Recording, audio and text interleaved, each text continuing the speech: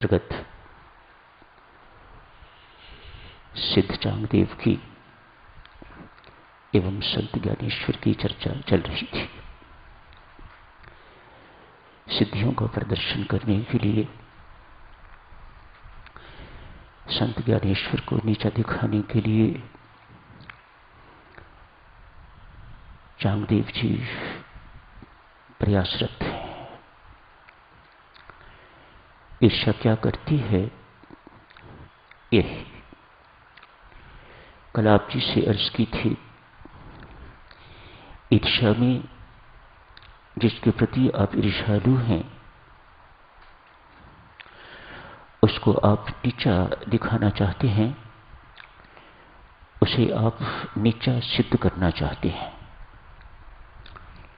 जिसके प्रति देवियों ईर्ष्या है, स्पष्ट है, आप स्वीकार करती हैं कि वह आगे है, वह उच्च है, तभी तो ईर्ष्या है, नहीं तो ईर्ष्या किस बात की होती। अब आपसे ये सहन नहीं होता, क्यों? आप वहां तक उतनी दूर या उतनी ऊंचाई तक पहुंच नहीं सकते।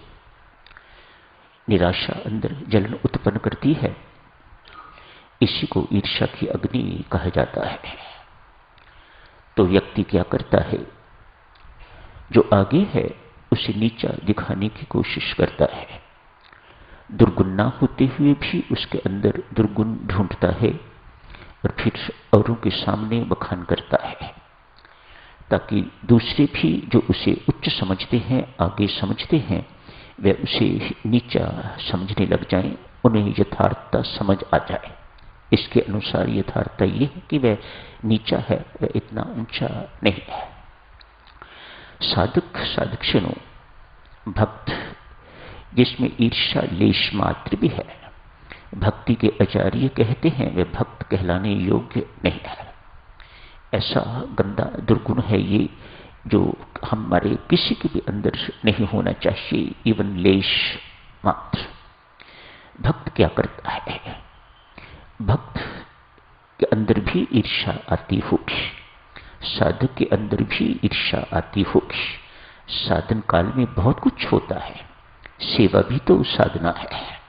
कौन सेवा अधिक कर रहा है, किसकी सेवा को अधिक सम्माननीय माना जा रहा है, किसकी सेवा को स्वीकार किया जा रहा है, कौन सेवा में आगे बढ़ गया हुआ है, कल आए आज बहुत आगे बढ़ गए, ये सब ईर्ष्या के चित्त हैं। साधक्षणों, देवरानी जेठानी की ईर्ष्या, ननद भाभी की ईर्ष्या, भाई भाई की ईर्ष्या, सास बहू की ईर्ष्या, कल की बहू उससे ईर्ष्या, सास की, ये सब बातें हमारे देखने में आती हैं।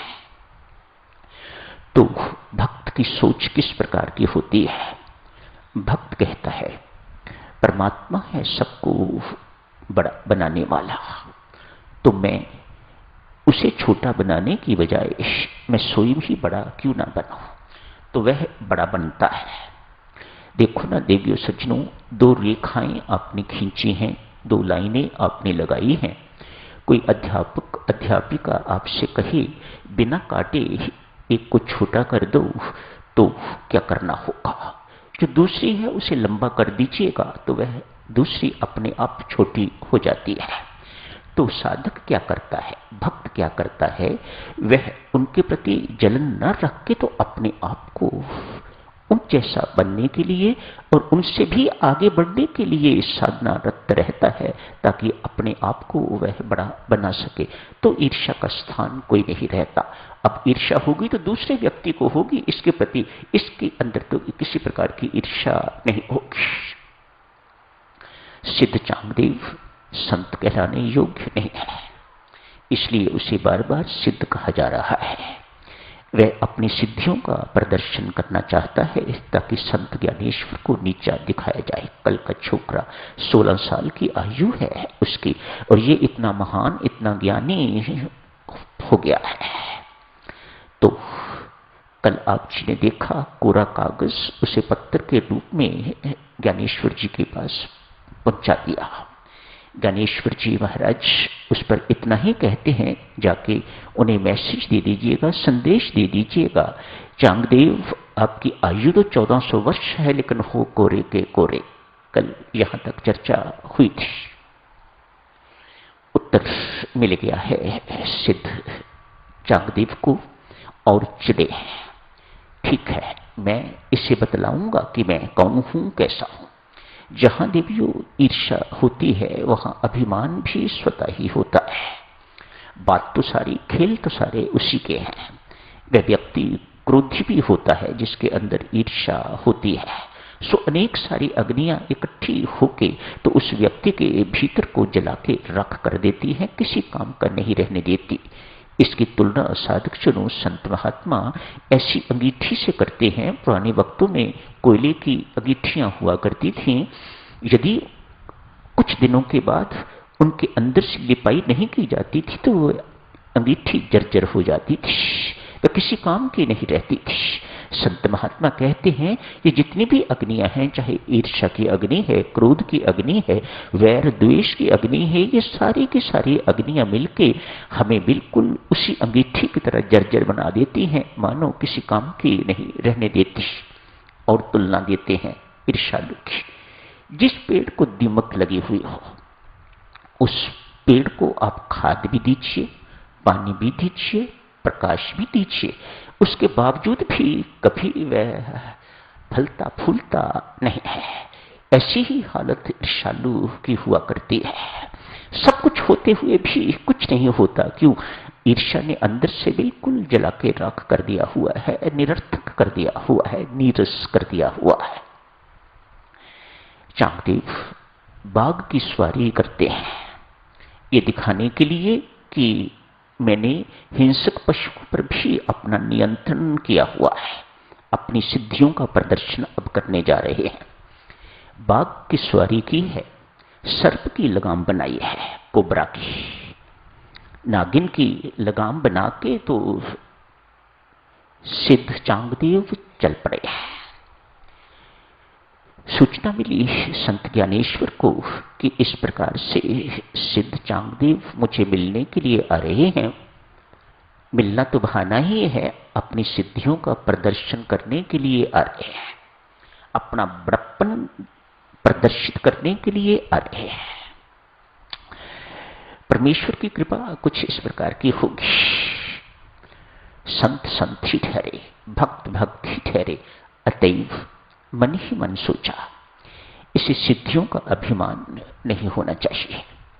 इसने तपस्या तो करी है लेकिन ये अभिमान इसका किसी न किसी ढंग से दबाना चाहिए, मरना चाहिए। ये संत की भक्त की भावना रहा करती है। ये परमात्मा की भावना भी इसी प्रकार की है। वह भक्त का सब कुछ सहन कर सकता है लेकिन उसके अंदर अभिमान सहन नहीं करता। अतएव जब जब उसे मौका मिलता है परमात्मा देव को उनके अभिमान का भक्षण करता रहता है, खाता रहता है अभिमान अपने भक्त का, ताकि भक्त निरअभिमानी बने। इसके अंदर अभिमान बिल्कुल लेश मात्र भी नहीं होना चाहिए। आज साधकजनों, संत ज्ञानेश्वर उन्हें उनकी बुद्धि को सद्बुद्धि बनाने के लिए क्या करते हैं? कहते हैं जिस वक्त ज्ञानेश्वर को सूचना मिली तो वे चौके में बैठे हुए थे, जहां खाना इत्यादि बनता है, चौका होता है, उस चौके में बैठा है। संत की ज्ञानेश्वर ने तत्काल चौके को हुक्म किया, चल चौके सिद्ध चांगदेव के पास। चौका उठा है, वहां से उठ के तो उसने चलना शुरू कर दिया है। जाके सिद्ध के पास पहुंचा। सिद्ध क्या देखता है? शर्मिंदगी महसूस हुई। मैंने तो प्राणी हिंसक पशुओं पर, हिंसक जीव जंतुओं पर ही नियंत्रण, इसका तो जड़ पर भी नियंत्रण है। अतएव अपनी सिद्धि का अभिमान टूट गया। ऐसे लगा कि एक झटका सा मुझे लगा है। अतएव बाग से उतर के तो ज्ञानेश्वर जी के श्री चरणों में मत्था टेका, उनसे क्षमा मांगी। एक अभिमान तो चकनाचूर हो गया, अभी दूसरा अभिमान बाकी है। उसे ये भी अभिमान है कि मैं बहुत बड़ा गुरु हूं, मेरे बहुत से शिष्य हैं, मेरे बहुत से अनुयायी हैं। साधक जनों, ये ईर्ष्या हम सामान्य व्यक्तियों में नहीं हुआ करती। ये जो अपने आप को गुरु मानते हैं, गुरु कहलाते हैं, उनमें भी ईर्ष्या कम नहीं हुआ करती, उनमें भी ईर्ष्या होती है।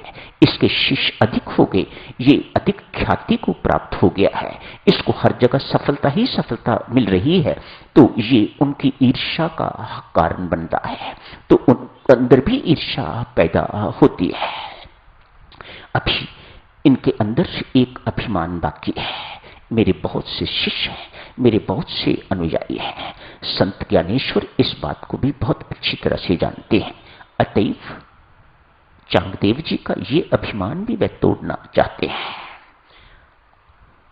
संत दयालु हुए, कृपालु हुए हैं।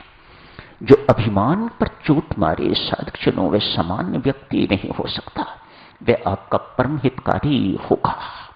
तभी वह आपके अभिमान पर चोट मार के तो आपके अंदर का अभिमान बाहर निकालने की चेष्टा करेगा। संत ज्ञानेश्वर आज ऐसे ही दयालु हुए हैं। अतएव सिद्ध चांगदेव के मुख से निकलवाया, मुझे क्षमा कीजिएगा, मुझे आत्मबोध दीजिएगा, मुझे आत्मज्ञान दीजिएगा, मुझे अपना शिष्य स्वीकार कीजिएगा। एक 1400 वर्ष का सिद्ध 16 वर्ष के भक्त से शिष्यत्व की भीख मांग रहा है, मुझे अपना शिष्य स्वीकार कर लीजिएगा। बहुत से शिष्य उनके साथ आए हुए थे, उनके शिष्य। अतएव भक्त ज्ञानेश्वर ने, संत ज्ञानेश्वर ने शर्त रखी, चांगदेव जी, मैं आपको शिष्य तब स्वीकार करूंगा यदि आपके इन शिष्यों में से कोई अपनी बलि देने को तैयार हो तब। शिष्यों ने ये बात सुनी, अतएव एक एक करके खिसकने लग गए। सभी के सभी शिष्य खिसक गए। मानो ये अभिमान कि मेरे इतने शिष्य हैं वह भी खत्म हुआ। इधर उधर देखा, इधर उधर झांका, मेरे लिए कोई भी शिष्य बलि देने को तैयार नहीं हुआ, तो काहे के शिष्य हैं ये क्या शिष्य हैं, कौन यदि शिष्य कहे।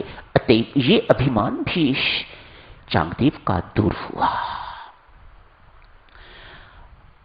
कहते हैं चांगदेव ने हाथ जोड़ के कस के पांव पकड़ के कहा, ज्ञानेश्वर जी, मैं ही अपनी बलि देने को तैयार हूं, पर मुझे अपना शिष्य स्वीकार कीजिएगा। कहा, मुझे तन के सिर की बलि नहीं चाहिए। संत ज्ञानेश्वर कहते हैं, देवियों सज्जनों, मुझे तन से जो जुड़ा हुआ सिर है इसकी बलि नहीं चाहिए। सामान्यतः तो हम यही समझते हैं ना कि बलि का अर्थ ये है, इस मुंड को दे देना, चढ़ा देना, ये बलि है। नर बलि है या पशु बलि है, यही अर्थ है। उनका मुंड उनको काट के तो उनके आगे चढ़ा दिया जाता है, इसे बलि कहा जाता है। संत ज्ञानेश्वर स्पष्ट करते हैं, कहते हैं, चांगदेव, मुझे तन वाला मुंड बलि नहीं चाहिए, मुझे वह सिर नहीं चाहिए, मुझे तेरा अहम चाहिए, मुझे अहम की बलि चाहिए। अपने अहम की बलि दे, जो ये सोचता था कि मेरे इतने शिष्य हैं, जो ये सोचता है मेरा आश्रम है, जो ये सोचता है कि मैं गुरु हूं, मेरे इतने शिष्य हैं, ये मेरा है, मेरा इतना बड़ा आश्रम है, मैं इतनी सिद्धियों का मालिक हूं, ये मैं करने वाला जो सिर है ना, मुझे उसकी जरूरत है जिसे अहम कहा जाता है। तब मैं तुम्हें दीक्षा दूंगा, तब मैं तुम्हें नामदान दूंगा, तब मैं तुम्हें अपना शिष्य बनाऊंगा। परमेश्वर साधकजनों लाज रखता है, परमेश्वर बहुत कृपा करता है।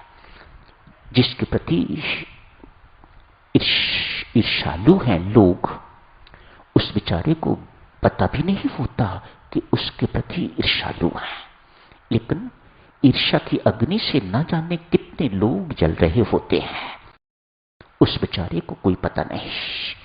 ऐसी स्थिति देवियों सज्जनों एक दिन कबीर साहब के साथ आ गई। कबीर साहब की ख्याति को देखकर अनेक संत महात्मा, सामान्य व्यक्ति बहुत ईर्ष्यालु हो गए उनके प्रति।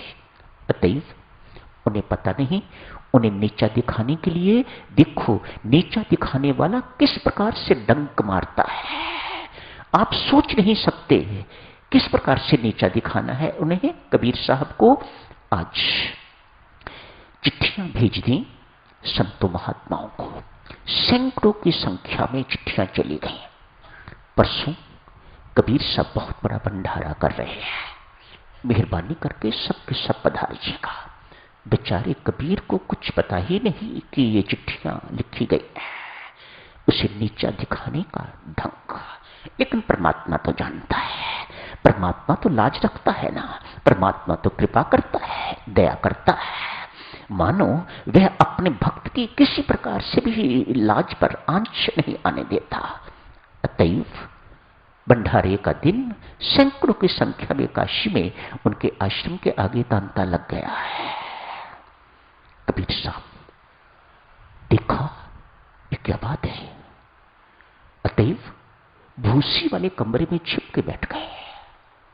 मैं क्या कर सकता हूं इस वक्त, मेरे घर अपने लिए रोटी नहीं है, मेरे घर लोई के लिए रोटी नहीं है, मैं इतने सारे संतों महात्माओं को कहां से रोटी खिलाऊंगा। अतएव भूसी वाले कमरे में छिप के बैठ गए। कहते हैं देवियों सज्जनों, ये सच्ची गाथाएं हैं, कंकॉक्टेड स्टोरीज नहीं है, सच्ची घटनाएं हैं। कहते हैं क्या देखते हैं, भगवान का सिंहासन हिला, चल लक्ष्मी लोई बन, मैं कबीर बनता हूं। दोनों अपने भक्त की जाके लाज रखते हैं। अनेक देवी देवता और साथ लिए जो सेवा करने के लिए है। एक बैलगाड़ी के ऊपर आगे कबीर सा बैठे हैं, साथ लोई बैठी हुई है, ढेर सारा सामान।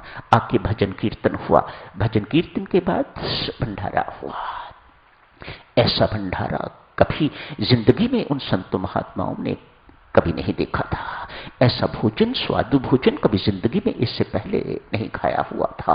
तो परमात्मा ने लाज रखी। जब सब कुछ समाप्त हो गया तो कबीर साहब बाहर निकले भूसी वाले कमरे में से। इतना ही कहा, न कुछ किया न कर सका, न कुछ किया शरीर, जो कुछ किया सो हरि किया, कहत कबीर कबीर।